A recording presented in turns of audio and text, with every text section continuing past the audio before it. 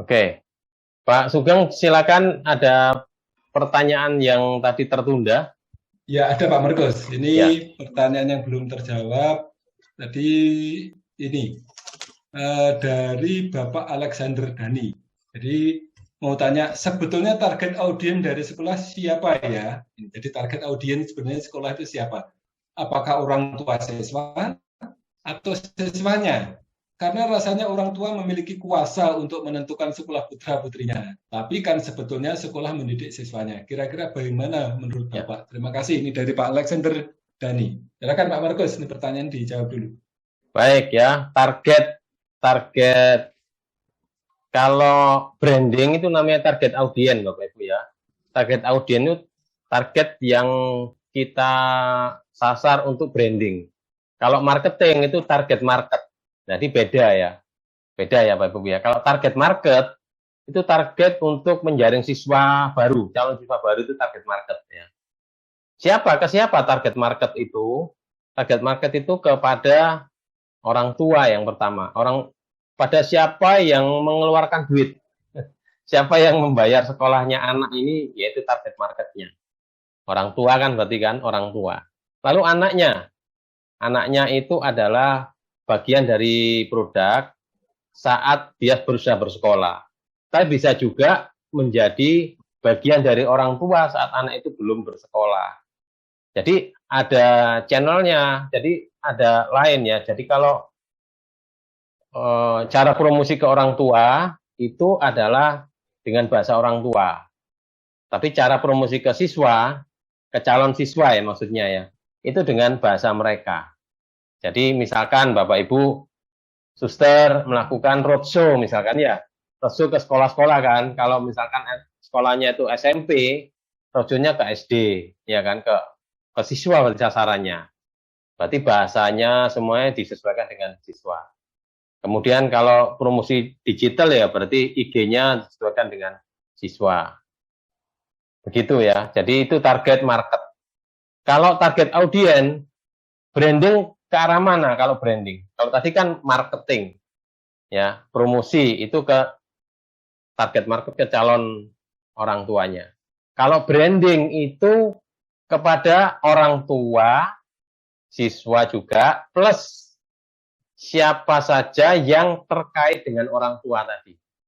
Siapa sih yang terkait itu bisa jadi keluarganya, bisa jadi alumninya, bisa jadi lingkungan kantor, bisa jadi masyarakat luas ya. Itu yang terkait. Jadi branding lebih luas. Ya, branding lebih luas. Karena bisa jadi masyarakat itu tidak punya anak, ya, bukan target market. Tapi dia bisa menginformasikan, menjawab, ya, meneruskan, memviralkan, memforward kepada siapapun dan nantinya akan diterima oleh target market kita. Begitu ya. Jadi kalau branding lebih luas. Gitu Pak Sugeng. Baik, terima kasih Pak Markus. Bagaimana? Apakah Pak Alexander sudah merasa jadi jawaban Pak Markus tadi sudah menjawab pertanyaannya?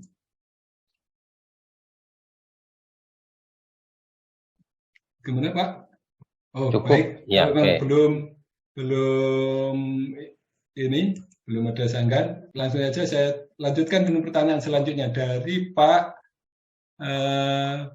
Pak Dior Rotua Sihombing. Itu pertanyaannya, mohon petunjuk, sebelumnya sekolah itu memiliki nama atau brand di tengah masyarakat, tetapi lama-kelamaan brand sekolah itu menurun.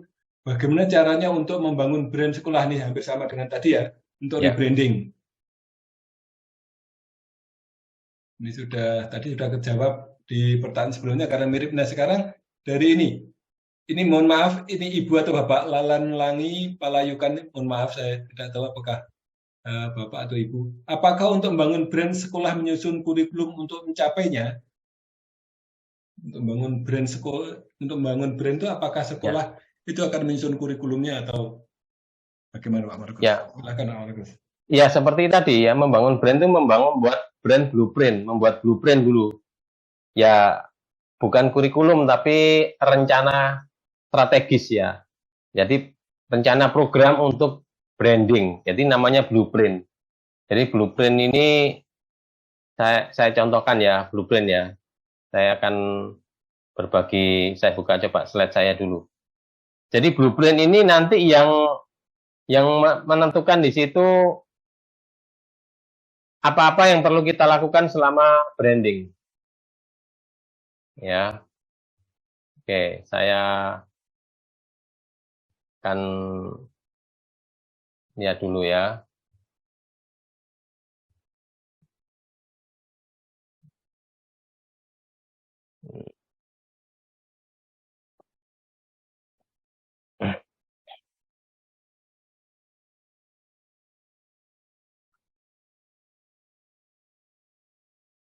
Saya berbagi slide ya, bentar.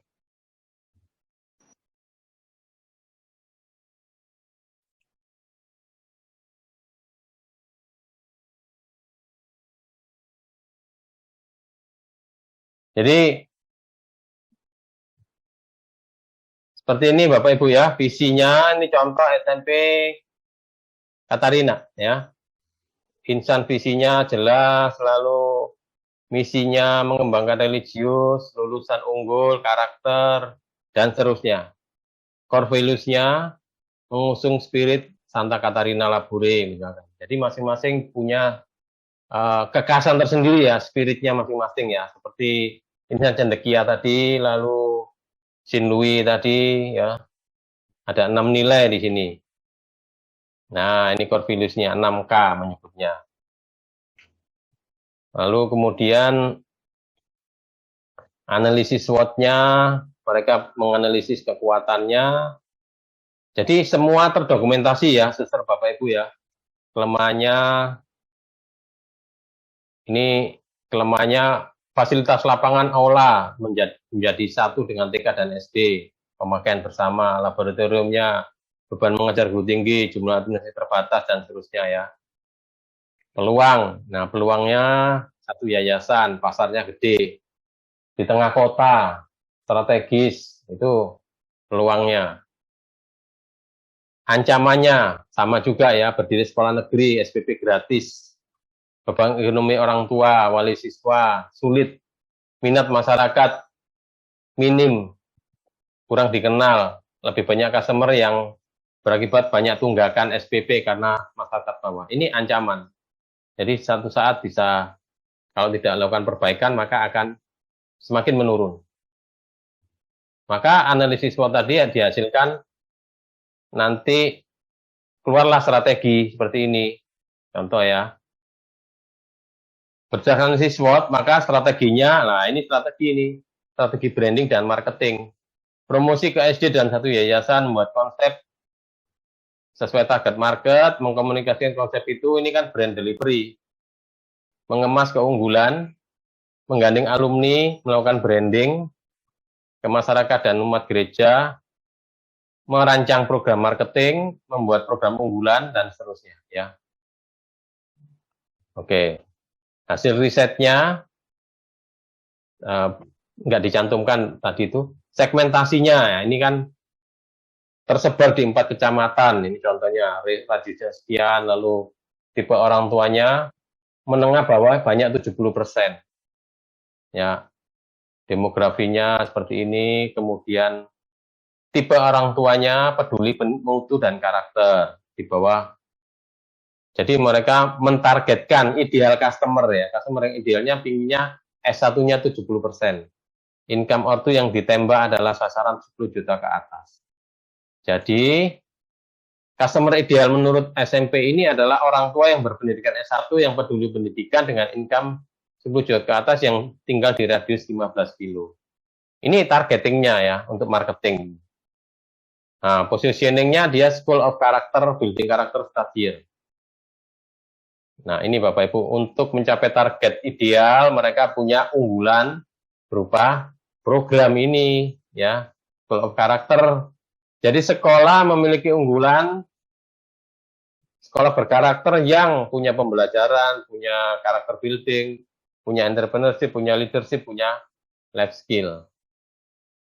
Ini ya, 7 keunggulan. Sekolah berkarakter, disiplin, jujur, religius, berjiwa pemimpin dan mental usaha, ya SMP Katarina aja. Ini slogan mereka. Nah, ini Bapak Ibu contoh satu terobosan atau inovasi yang membuat SMP ini berbeda dengan sebelumnya. Dibangun School of Character, brand sekolahnya saat ini. Dulunya cuma SMP Katarina gitu. Tapi sekarang sudah School of Character, SMP Katarina, Building Character Stadium. Dan punya icon. Nah, 7 keunggulannya dijabarkanlah satu persatu. Ini menjadi konten nanti keunggulan ini. Meaningful ya kan, akademik, lalu religius, ada program-programnya, kayak koleksi data double camp misalkan, karakter ada program-programnya, karakter camp, nilai-nilainya entrepreneurship, mereka punya hidroponik, unit usaha, talkshow field trip, ya, lalu leadership, mereka punya program juga.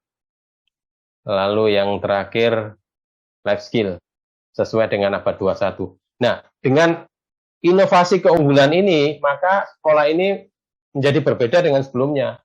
Punya inovasi dan akhirnya dipercaya kembali. Itu salah satu rebranding.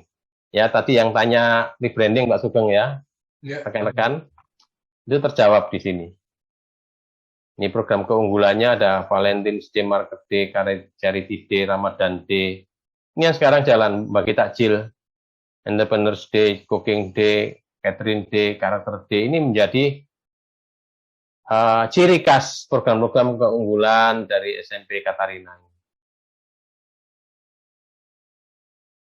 Event marketing untuk marketingnya, ada lomba futsal untuk ke SD. Nah, ini yang kami menyebutnya,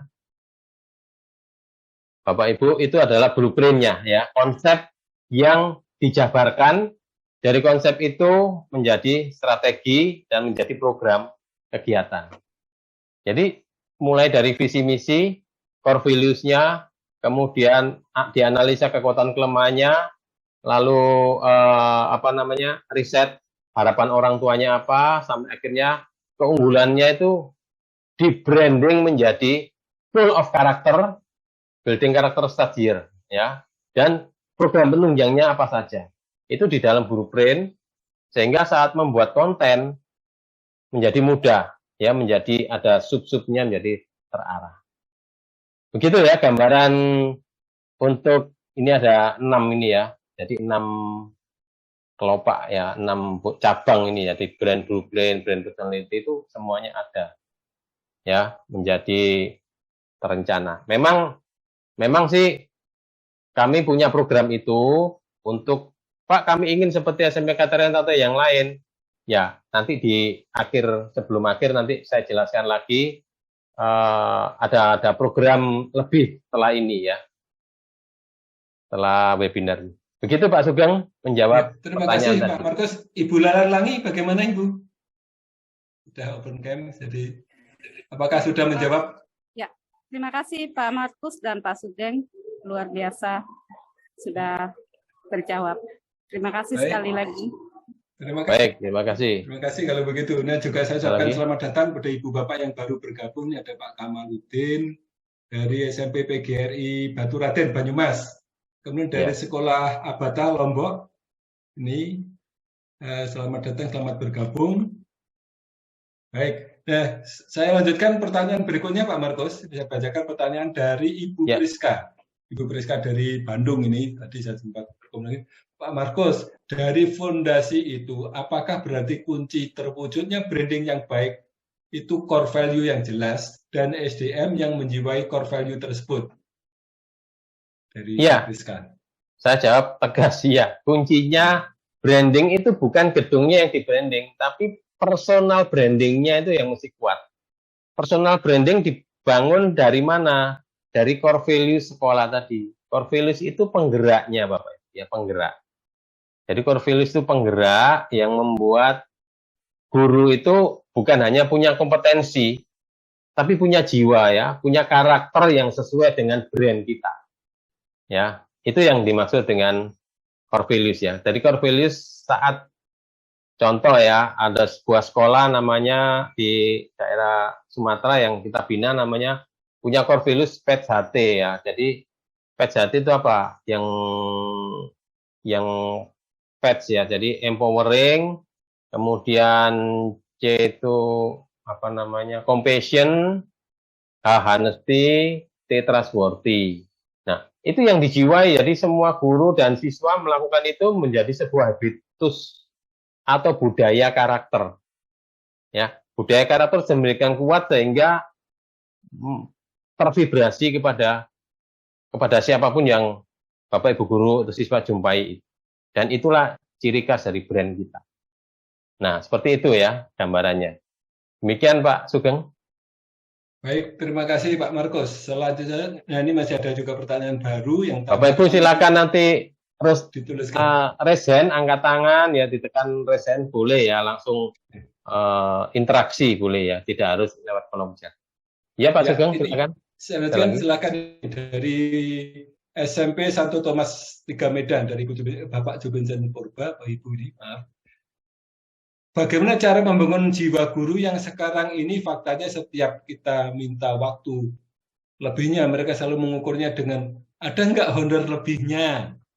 Apakah diperlukan atau dibuatkan semacam fakta integritas guru untuk mengikat komitmen? Mohon petunjuk, Pak. Ya, baik. Jadi ini pertama masalah manajemen ya, masalah manajemen. Apakah manajemennya menggunakan penilaian gurunya berdasarkan apa? Ya, penilaian pengukuran standar performance.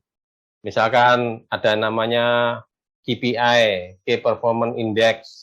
Jadi mengukur standar kualitas guru itu ada ukurannya ya. Nah, itu yang digunakan.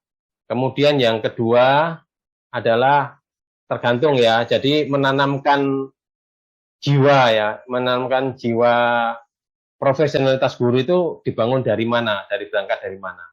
Kalau misalkan Santo Thomas berarti sekolah Katolik, ya dibangun dari jiwa panggilan sebagai seorang guru. Nah, di situ dibangun di sense of belonging, merasa memiliki dulu. Kalau guru tidak ada merasa memiliki, tidak ada merasa, kan level apa namanya, karya guru itu ada. Jadi kalau dia mengukur, saya melakukan ini, saya dapat apa? Itu berarti masih sebagai guru yang boleh dikatakan efek timbal balik. Selama tidak nampak tidak nampak hasilnya atau rewardnya, maka guru itu motivasinya kurang. Ya, motivasinya, semangatnya untuk berkarya masih kurang. Berarti tergantung dari reward. Nah, seharusnya tidak dibangun di situ. Jadi bukan berdasarkan reward. Tapi berdasarkan adalah panggilannya, ya berdasarkan panggilannya. Performanya. Performan tidak bisa dihitung dari satu pekerjaan, tapi selama dia lakukan dalam 1 bulan lah, begitu. Jadi penilaian selama 1 bulan. Itu lebih baik daripada setiap proyek mengandung reward. Kalau setiap proyek mengandung reward, misalkan contoh, penugasan, ikut diklat, ikut pelatihan, ada uang transportnya. Lalu, ada kegiatan yang tidak ada rewardnya, atau rewardnya kecil, maka motivasinya menjadi kecil. Nah, itu kalau model reward seperti itu. Tapi kalau penilaian dalam sebulan, maka guru itu akan terpacu untuk termotivasi terus bekerja, ya mengabdi, melakukan tugas selama sebulan. Nah, disitulah dinilai.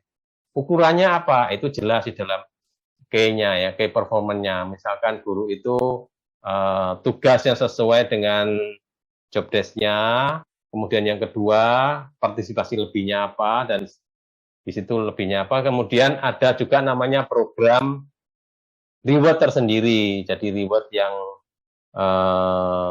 namanya itu saya lupa ya. Jadi ada tersendiri. Jadi begitu yang dibangun seperti itu. Tidak apa namanya dinilai berdasarkan reward di depan semata, tapi overall ya, apa yang dia lakukan. Dan itu lebih kepada penyadaran guru berbeda dengan profesi yang lain. Berbeda dengan profesi yang lain, karena kalau profesi lain, kalau profesi guru adalah profesi yang seni ya. Jadi seni tidak bisa didefinisikan ya Bapak Ibu tugasnya ya. Namanya guru itu adalah seni bagaimana mengorkestrai sebuah pembelajaran, mendidik anak, pengajaran plus mendidik anak. Itu kan tidak mudah untuk detailnya dinilai. Jadi apakah guru itu punya jiwa guru atau jiwa panggilan, itu yang tahu adalah guru itu sendiri dengan pihak sekolah yang menilai. Dan setiap bulan atau setiap 3 semester ada penilaian dari sekolah atau kepala sekolah atau yayasan. Dan itu yang nanti menentukan guru itu. Begitu ya Pak, dari SMP Santo Thomas ya, Pak Sugeng. Dari ini, ya dari ya Santo Thomas Medan. Medan ya. Ya. Oke. Berikutnya pertanyaan dari Ibu Rina Kusumawati yang tadi sempat menanyakan secara lisan, sekarang ini menanyakan secara tertulis singkat pertanyaannya, apakah planning school branding ini bisa disatukan dengan planning marketing dan promosi? Nah ya, memang ini satu paket ya Bu ya, Ibu Rina nggak salah ya, satu paket.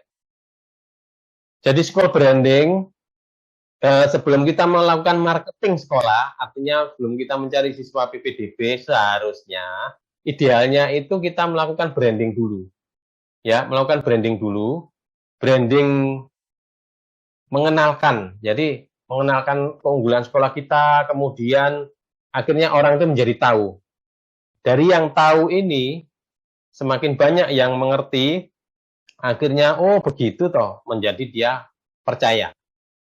Dari yang percaya inilah kita melakukan marketing, ya, maka orang itu menjadi tertarik, gitu, tertarik dengan sekolah kita karena dia sudah percaya, sudah diakui lah branding sekolah kita, maka dia akan tertarik. Saat dia tertarik, maka semakin dia mengenal sekolah kita, maka dia akan mudah untuk menjadikan sekolah kita pilihan utama. Itu ya, jadi branding dulu, habis branding, kemudian marketing, kemudian setelah marketing, akhirnya kan siswanya sekolah di sini, orang tua menjadi wali murid. Dilakukanlah marketing branding lagi dari sisi pelayanan prima tadi saya excellent, sehingga orang tua ini menjadi puas ya, tingkat kepuasannya itu bahagia, anaknya ada di situ, akhirnya dia melakukan rekomendasi kepada yang lain, teman-teman yang lain. Kemudian marketing kembali, begitu ya. Jadi branding, marketing, branding lagi itu branding. Jadi branding itu dua, Bapak Ibu. Kepada semua orang, ya, semua orang yang belum mengenal, dan yang kedua kepada yang sudah menjadi siswa itu dibuat puas, dilayani, dibuat puas sehingga menjadi loyal. Loyal itu artinya dia puas dan dia bahagia. Loyal berarti setia, anak adiknya nanti juga sekolah di situ, ya. Kemudian familinya juga direferensi, direkomendasikan.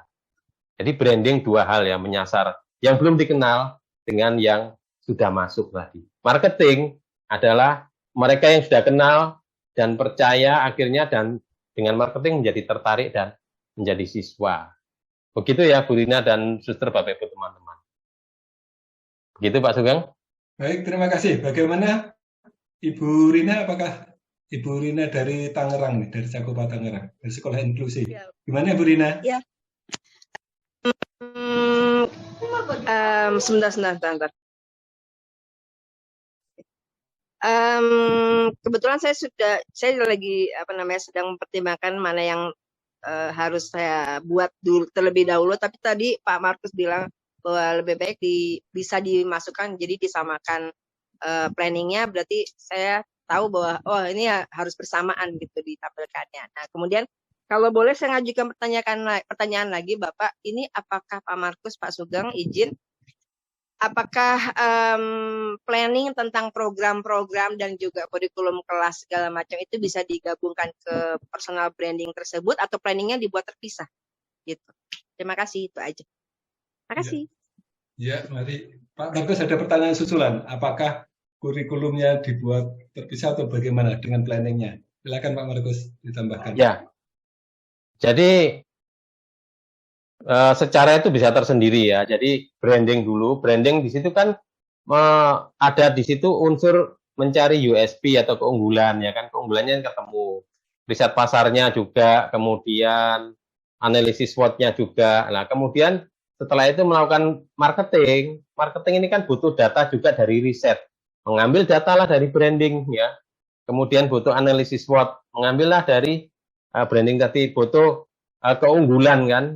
Mengambillah dari branding tadi. Jadi tinggal meneruskan ya, tinggal meneruskan.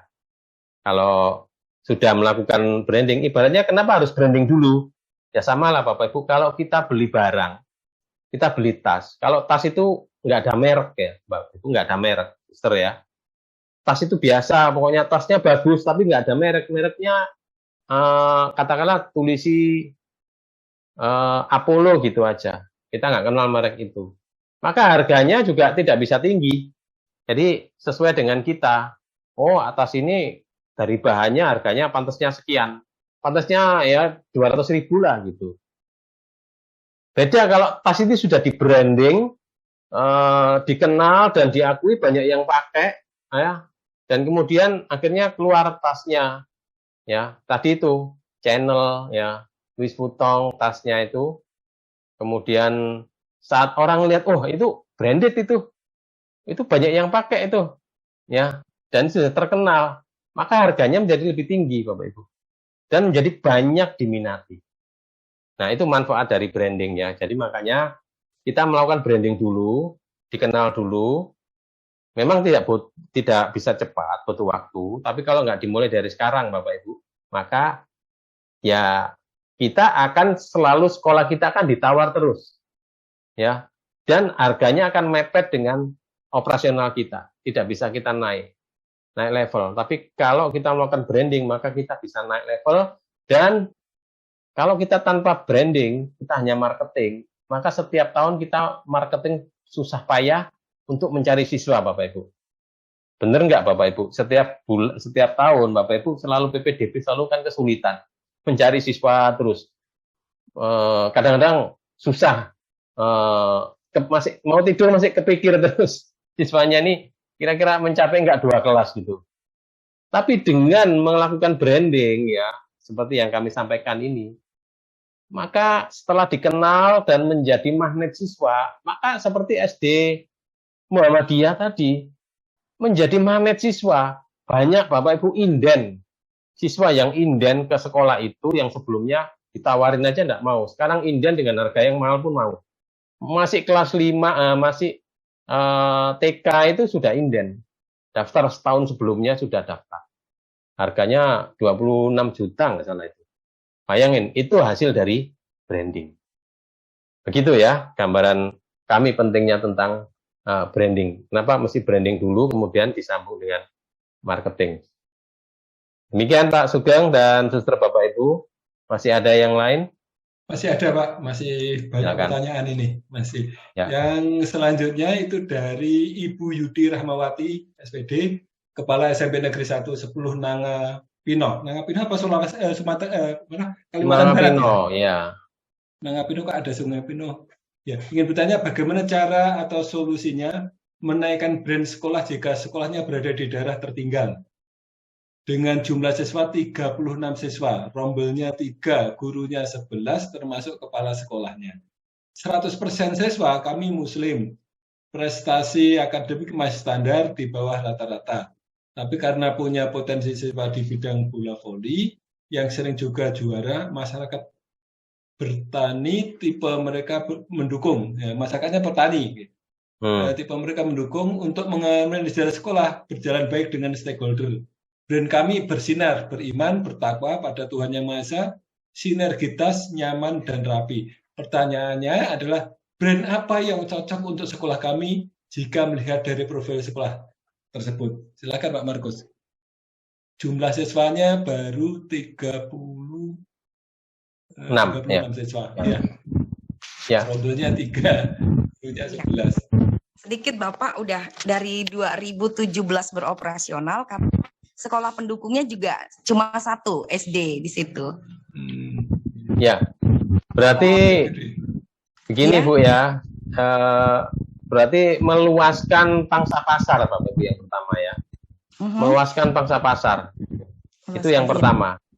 Meluaskan pangsa pasar, jadi di luar kecamatan itu yang pertama. Kemudian perlu melakukan survei. Kalau pasar diluaskan menjadi 3 kecamatan misalkan, lalu disurvei SD-SD, itu SMP ya tadi ya? SMP, ya. Nah, SD-SD itu surveinya bisa nanti kita kirimin ya, kita kirimin. Ibu ada di grup nggak ya? Di grup apa izin Bapak? Grup ini kolaborasi grup 2 ya. Oh, belum. Grup WA sudah masuk grup WA. Belum ada. Oh, belum ada. Baik. Ya, nanti akan ada model kuesionernya untuk yang SD. Intinya begini, intinya adalah kita tanya, kita tujuan kuesionernya ke orang tua, kita tanya intinya begini. Harapan apa sih Bapak Ibu menyekolahkan anaknya di SMP? Harapannya. Kemudian tipe sekolah seperti apa yang Bapak Ibu harapkan? Ya, kemudian keunggulan sekolah seperti apa yang Bapak Ibu inginkan? Hal-hal yang menjadi harapan orang tua. Karakter anak seperti apa yang Bapak Ibu inginkan? Nah, itu contohnya ya surveinya. Kan sekarang gampang kan pakai Google Form bisa. Nah, dari situ, potret itu kita tariklah, kaitkan dengan keunggulan sekolah ini yang mau diangkat. Kayak tadi ekstrakurikuler, olahraganya kah yang diangkat, atau pengembangan bakatnya kah yang diangkat, yang membuat orang tua dan siswa bangga. Ya, kebanggaan harus dibangun Bapak Ibu. Kalau nggak dibangun, maka sekolah ini akan kalah dengan sekolah yang lain. Karena kebanggaan sekarang ini menjadi sebuah identitas, ya identitas bahwa orang tua atau siswa itu memiliki sesuatu nih ya. Kalau ada kebanggaan maka orang tua dan siswa itu akan menjadi senang. Jadi kebanggaan apa yang perlu dibangun di sekolah itu? Bisa dari pengembangan bakatnya, dari kejuaraannya, dari bahasanya misalkan bilingual bahasa asingnya. Apa yang mau diangkat silakan ya. Jadi itu pun dari survei ya. Jadi saya tidak bisa mengatakan sekarang, Bu, oh Ibu angkat ini enggak, tapi dari hasil harapan orang tua tadi. Kita harus berbasis data Bapak Ibu sekarang ini. Kita nggak bisa asumsi. Kalau kita berasumsi, ternyata setelah kita bangun dari sisi katakanlah dari sisi akademiknya misalkan. Ternyata orang tua berharap anaknya berkembang bakatnya. Orang tua berharap ekstrakurikulernya yang maju. Nah, kan berbeda. Ya. Jadi itu yang saya maksudnya berbasis data. Nah, dari data itulah dikembangkan, akhirnya keunggulannya muncul. Saat keunggulannya muncul, kita brand, ya, kita brand artinya aktivitas dengan banyak kegiatan. Nah, dari situlah mulai dikenal, Bapak Ibu. Mulai dikenal, dan akhirnya orang tua rela, walaupun jauh, sekolahnya jauh, tapi orang tua rela karena ada sesuatu yang membedakan dengan sekolah lain. Itu, jadi targetnya harus ke sana. Sesuatu yang berbeda. Orang tua akan rela menyekolahkannya di sekolah Ibu ya tadi ya, yang SMP negeri tadi. Begitu Ibu gambarannya. Bisa menangkap Ibu gambarannya? Ya, alhamdulillah sudah. Yeah.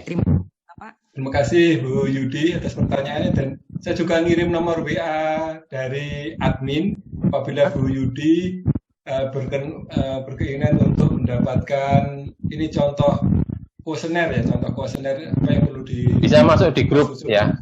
Silakan masuk di grup, nanti saya share di grup.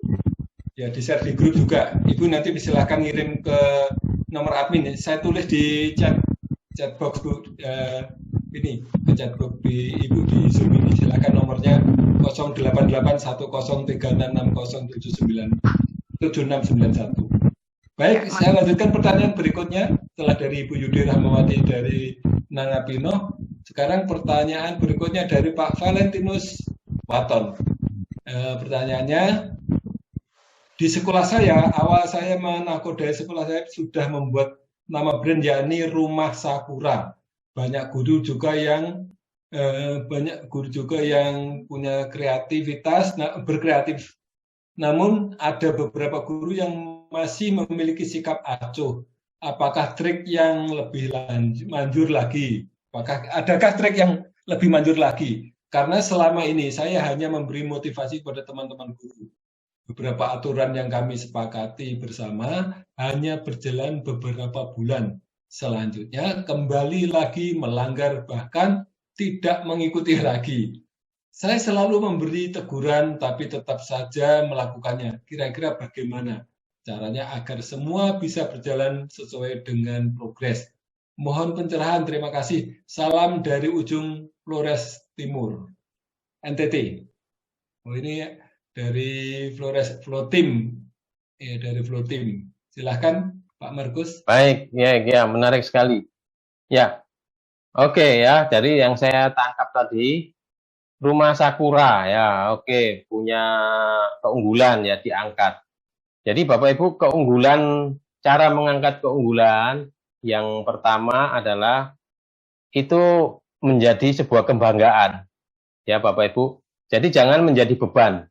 Sebaiknya menjadi kebanggaan semua insan di sekolah itu. Jangan sampai mengangkat keunggulan kemudian menjadi beban untuk berikutnya. Karena kalau menjadi beban berarti dilakukan bisa jadi tidak dengan kesadaran diri atau kesenangan. Karena itu perlu yang namanya diskusi ya. Diskusi pertama pengurus inti sekolah, kepala sekolah, waka, kemudian setelah itu diskusi dengan semua insan guru. Dan setelah insan guru ngerasa itu menjadi kebanggaan bersama, diluncurkanlah program itu. Ya. Nah, seringkali adalah munculnya program itu, ada yang setuju, ada yang tidak kan. Nah, itu perlu diskusi di situ ya. Nah, kalau program sudah berjalan dan ternyata terjadi pro kontra, ada yang setuju, ada yang tidak, itu bagaimana? Kembali lagi Bapak Ibu, diskusi kembali ya. Diskusi kembali. Jadi kita kalau itu memang sebuah kebanggaan, ya kita tunjukkan kebanggaan. Kalau memang tidak setuju, adakah program lain yang lebih bagus misalkan? Jadi masih terbuka wacana untuk brainstorming seperti itu.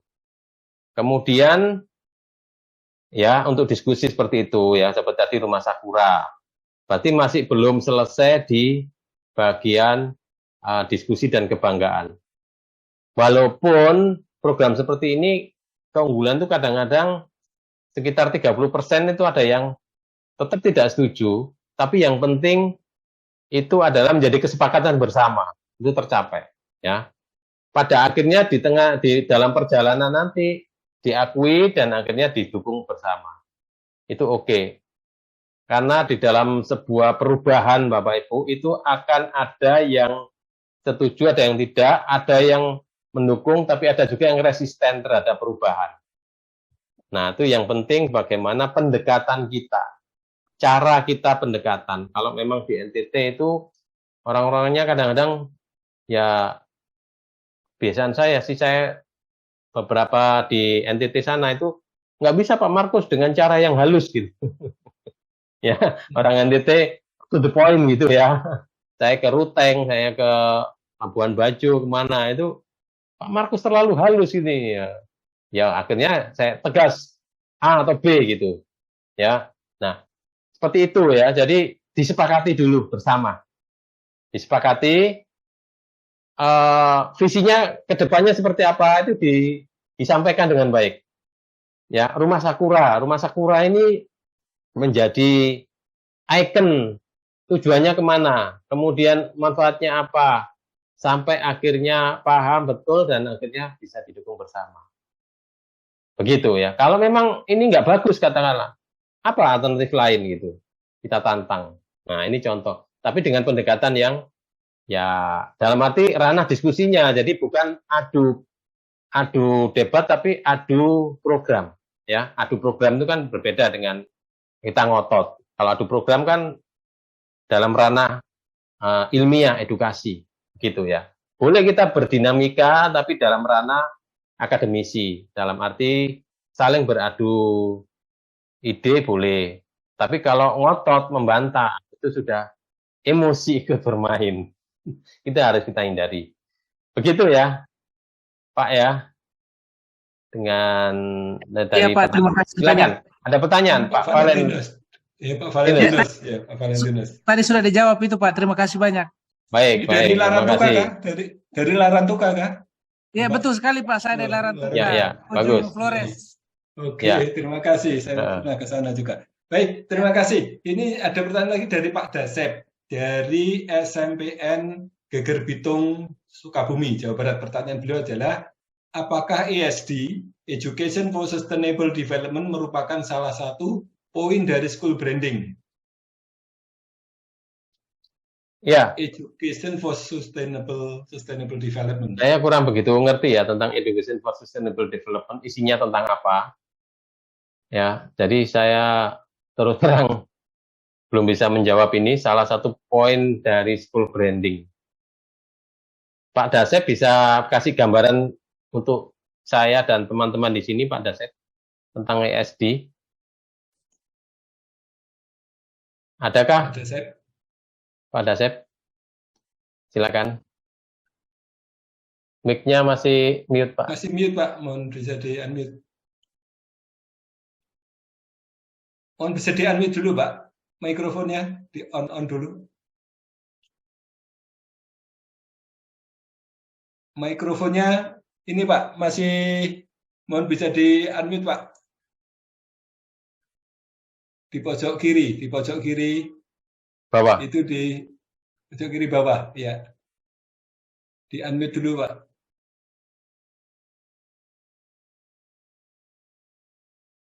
Masih belum, Pak? Di pojok kiri Ini. bawah. Baik, sudah, Pak. Oh, sudah, silakan. Silakan, Pak Dasep. Sudah Pak. Ya, Ini Pak, salah satunya yang SD itu kan kita baru menerapkannya baru-baru ini begitu. Saya juga belum begitu mempelajari, tapi kita punya tim SD itu ya untuk awalnya kita ke masalah penanggulangan lingkungan sekolah, kayak penanggulangan sampah apa, terus penanggulangan tentang bank sampah, atau bisa saja di sekolah kami itu ditetapkan Gerbiwan Go Green gitu Pak. Ya seperti itu SD itu. Lalu kita juga aksi bagaimana membuat ekobrik itu. Jadi lebih kepada mandiri guru berbagi lah, seperti itu Pak. baik. Ya. Baik. Terima kasih Pak ya gambarannya. Jadi Education Sustainable for Development ini adalah bagian dari lingkungan ya, EcoGreen, bikin tadi ya, EcoGreen, kemudian Go Green ya, greenhouse ya. Kalau Iya, itu seperti itu. menjadi bagian dari Pak Dasep ya, dari program keunggulan, bisa dilakukan branding Pak, salah satunya. Jadi branding itu bukan mengangkat satu hal. Seperti tadi kan Katarina itu kan School of Character. Artinya apa? SMP Katarina adalah sekolah yang berkarakter yang dia mengangkat punya akademik, program akademik yang bagus, pembelajaran, yang mencetak anaknya punya mental entrepreneur, yang juga berjiwa pemimpin, dan yang memperhatikan lingkungan juga. Dia punya hidroponik, dia punya kolam nila, kolam ikan, dia punya tanaman-tanaman greenhouse. Sekarang mengajukan diri menjadi sekolah di Wiyata lah. Itu salah satu contoh bagian dari branding, Pak ya. Bisa menjadi bagian dari keunggulan sekolah Pak Dasep. Begitu Pak jawaban saya, Pak. Kenapa? Karena Ya, tidak Pak, terima semua kasih, Pak. sekolah punya program Terima itu, kasih. Pak. Betul kan, Pak ya? Iya, iya. Ya, Ya, terima kasih, Pak. itu menjadi salah satu kelebihan. Karena tidak semua sekolah punya program itu. Gitu, Pak. Pak Sugeng, Ya, baik. masih ada lagi? Terima kasih Pak Markus. Ini khususnya untuk Pak Valentino ini sudah kami kirim kembali. Saya share kembali untuk slide School Marketing kali ini. Share ulang. Masih sebentar, ada pertanyaan lagi. Oh, sudah habis pertanyaannya, Pak. Oke, baik ya. Baik, Bapak Ibu, saya akan jelaskan ya. Saya akan terutama fokuskan yang pertama. Seringkali banyak sekali yang kami jumpai di lapangan itu sekolah-sekolah yang dulunya jaya, dulunya bagus, ya. Tiba-tiba sekarang ini mengalami penurunan drastis, ya.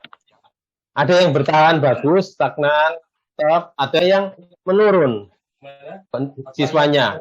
Nah, ini yang saya kasihan, dan mereka merasa sekolahnya tidak mundur. Tapi apa yang terjadi? Siswanya menurun. Nah, ini kenapa program branding ini? Maaf Pak Markus, saya unmute, saya mute all, mohon diaktifkan lagi karena ada yang bocor nih. Oh, maaf ya. Iya, silakan. Baik, saya ulang kembali. Ya, ulang kembali ya Bapak Ibu ya, maaf ya, saya kurang begitu aware tadi. Nah, banyak sekolah yang dulunya bagus ya, sekolah-sekolah itu, dan sekarang itu mengalami penurunan ya, terutama di era-era setahun terakhir ini ya, mengalami penurunan. Dulu waktu pandemi sih mereka maklum, menurun. Tapi begitu setelah pandemi, banyak menurun. Kenapa? Mereka sendiri nggak tahu penyebabnya. Nah, ini Bapak Ibu, karena terjadi banyak perubahan. Perubahan yang pertama bisa menjadi, yang jelas itu adalah perubahan tentang kebijakan pemerintah. Bisa jadi ya, kebijakan pemerintah misalkan sekolah negeri itu biaya murah, menambah rombel ya, rombongan belajar, nambah kelas. Itu pengaruhnya sangat besar. Oke lah ya. Kemudian yang kedua, jika tidak karena itu, yang kedua adalah bisa jadi ya karena perubahan customer, perubahan calon wali murid tadi ya. Orang tua ini realistis, yang dulunya itu ingin menyekolahkan anaknya itu di sekolah yang bagus, walaupun jauh dibelain, tapi sekarang ini mulai realistis karena ekonomi mereka yang menurun bisa jadi. Dan ada pergeseran kebutuhan, bisa jadi orang tua, kebutuhan anaknya untuk sekolah menurut mereka sekolah yang disiapkan untuk jurusan anak berikutnya, sehingga akhirnya sekolah kita bukan menjadi pilihan utama. Ya. Dan yang ketiga adalah jelas orang tua yang realistis cari yang murah. Kalau tadi kan karena kepentingan orang tua cari sekolah yang sesuai, tapi sekarang cari sekolah yang murah karena ekonomi. Sehingga sekolah kita yang walaupun dengan harga yang segitu tetap tidak menjadi pilihan. Nah, bagaimana ini? Nah, maka salah satu caranya adalah mari Bapak Ibu temukan keunggulan sekolah Bapak Ibu. Karena kita ada dua pilihan ya, dua pilihan. Pilihan yang pertama sebetulnya tidak perlu menurunkan keunggulan. Pilihan pertama adalah menurunkan harga. Tapi kalau menurunkan harga kan harga SPP, harga uang gedung kan sulit ya, sulit. Kenapa? Karena ya nanti gurunya nggak sesuai nanti gajinya ya, menurun lagi, potong lagi nggak mau. Nah, otomatis kan alternatif pertama tidak bisa kita pakai karena itu sudah mepet. Dan yang kedua adalah menaikkan nilai sekolah Bapak Ibu. Nilai sekolah Bapak Ibu naik, maka apa yang jasa pelayanan yang kita berikan itu akan dianggap sesuai oleh orang tua. Ya, salah satu menaikkan nilai sekolah kita adalah dengan brand, membangun brand. Ya, itu yang saya maksud ya. Jadi membangun, kenapa kok penting membangun brand? Karena nilai sekolah kita supaya naik sehingga menjadi lebih dipercaya, dan yang kedua adalah menjadi pilihan utama. Nah, sekarang bagaimana Pak caranya Pak? Kami belum mengerti tentang cara seperti ini. Maka kami akan bagikan program untuk membangun brand ya Bapak Ibu. Saya akan berbagi konsep untuk membangun brand.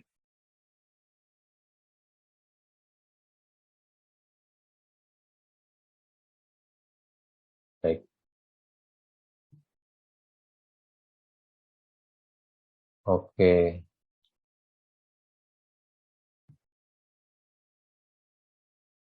Baik, saya akan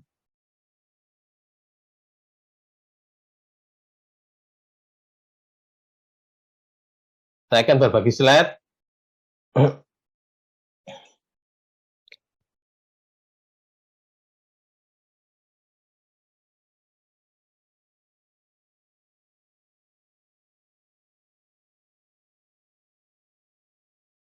Sudah terlihat Bapak Ibu, Digital Branding for School? Sudah. Baik. Nah, ini adalah program yang satu paket tadi ya. Kalau tadi Bu Rina menyebut ada paket branding marketing, kalau kita sudah menyelesaikan paket marketing yang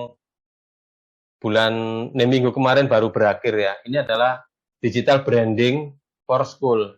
Jadi model branding yang dilakukan secara digital dengan kalau secara digital berarti biayanya bisa diukur Bapak Ibu ya. Jadi tidak perlu invest yang besar, tapi disesuaikan dengan kemampuan sekolah. Dalam arti untuk melakukan branding dengan cara digital. Oke, alasan apa kita coaching ini diadakan? Jadi ini adalah modelnya coaching Bapak Ibu. Bukan workshop, bukan training. Ini adalah modelnya coaching. Artinya apa? Kalau sekarang ini adalah kita menyadari bahwa branding itu penting. Nah, bagaimana caranya melakukan, Pak? Caranya adalah mesti didampingi. Makanya ini namanya coaching programnya. Coaching itu melakukan pendampingan langsung ya.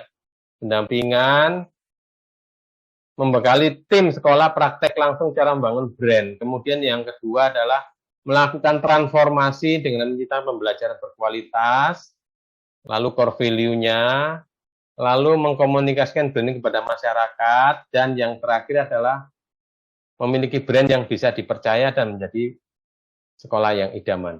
Jadi tujuan coaching ini adalah itu, ke arah sana ya. Supaya sekolah ini dipercaya dan menjadi pilihan utama. Manfaat yang diperoleh dari program ini yaitu membuat brand blueprint. Jadi nanti didampingi untuk cara melakukan riset, cara analisis SWOT, dan membuat brand DNA sesuai dengan DNA dan menjadi kebanggaan sekolah. Lalu membangun identitas brand, kemudian membangun brand promise, janji keunggulannya, dan kemudian brand delivery, bagaimana mengkomunikasikan brand itu dan membuat program pelayanan prima, dan membangun brand equity dan coaching tiap sekolah. Nah, program ini biasanya kita adakan Bapak Ibu secara in-house, jadi satu sekolah yang mengundang kami dan kami lakukan coaching secara khusus sekolah itu seperti SMP Katarina tadi Bapak Ibu. Seperti SMP Katarina tadi kita lakukan coaching secara khusus, jadi tatap muka biasa offline atau bisa juga melalui Zoom meeting ya. Nah, hanya coaching ini memang khusus untuk sekolah-sekolah yang memang punya target untuk segera memiliki itu. Programnya untuk kepala sekolah, wakasek, dan lain-lain, dan memang biayanya 12 juta per sekolah, kalau untuk yang program in-house itu. Nah, tapi ini kan mungkin tinggi ya, tapi ini juga apa namanya customize. Nah, kami memberikan paket yang biaya mesti terjangkau ya Bapak Ibu. Namanya program Group School Branding. Ini dilakukan secara grup bersama dengan sekolah lain. Seperti ini ya, di coaching dilakukan via Zoom sebanyak 8 kali kelas coaching, kemudian diatur sesuai jadwal. Maksimal kita hanya bisa mendampingi 6 unit sekolah dalam satu coaching. Seperti yang angkatan sebelumnya itu ada 7.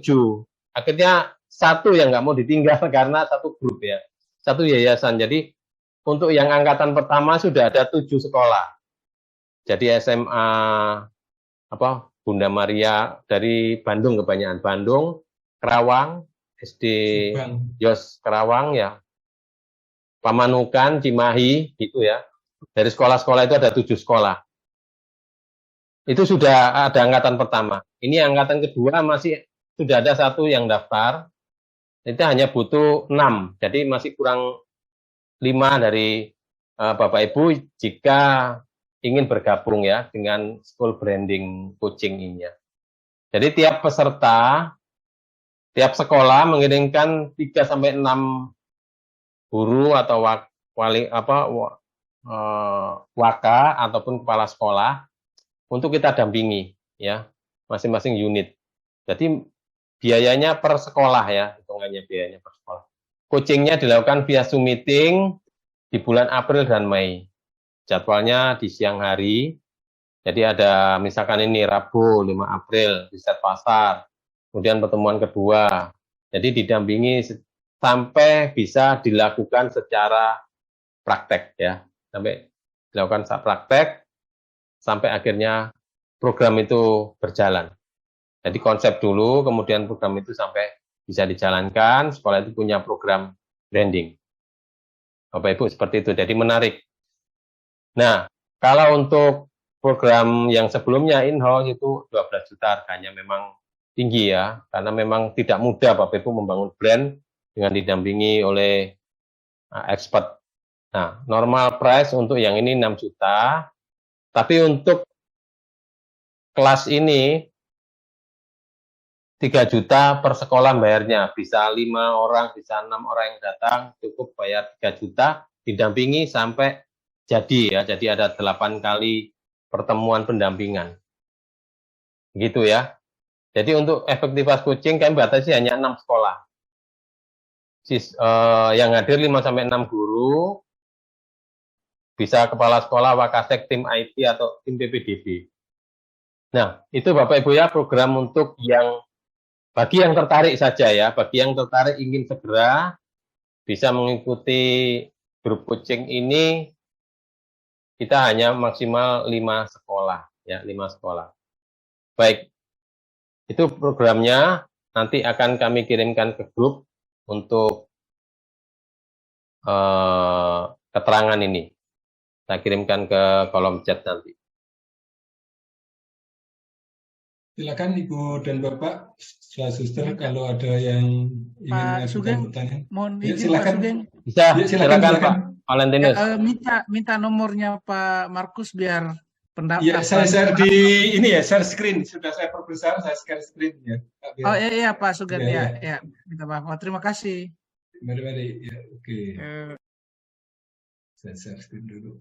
Ini ya informasinya supaya. Oh, silakan Pak Markus. Ini di-share. Silakan, Pak Markus. Ya. Nah, ini nomor saya ya. Atau silakan. admin juga bisa. Nah, ini bisa nomornya KST atau nomor saya bisa. Silakan kontak, nanti akan kita kirimin lebih detailnya ya untuk pendaftaran. Silakan di screenshot aja ya, oke? Ya. Baik. Terima kasih. Baik, ya.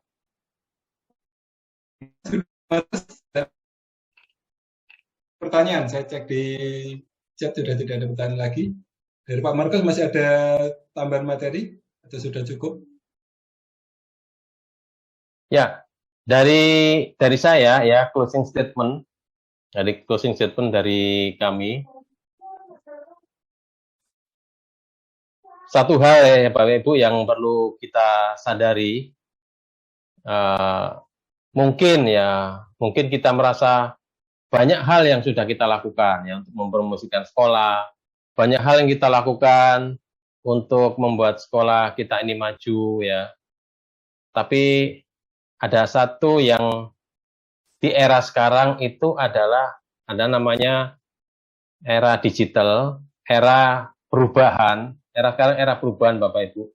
Jadi langkah yang terbaik adalah mari kita dengarkan siapa yang menjadi customer kita. Apa kebutuhan mereka?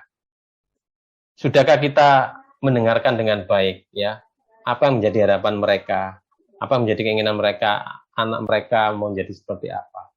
Dan kalau kita bisa memenuhi harapan dan kebutuhan mereka, keinginan mereka, maka apa yang kita lakukan ini akan sangat berarti buat masa depan anak-anak mereka.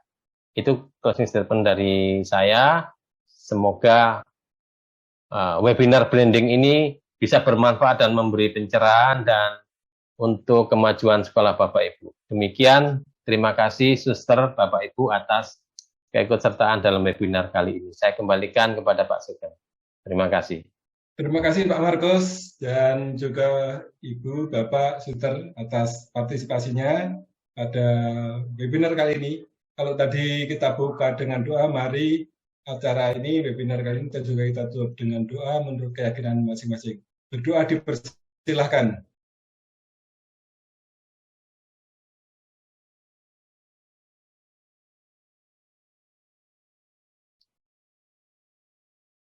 Berdoa selesai.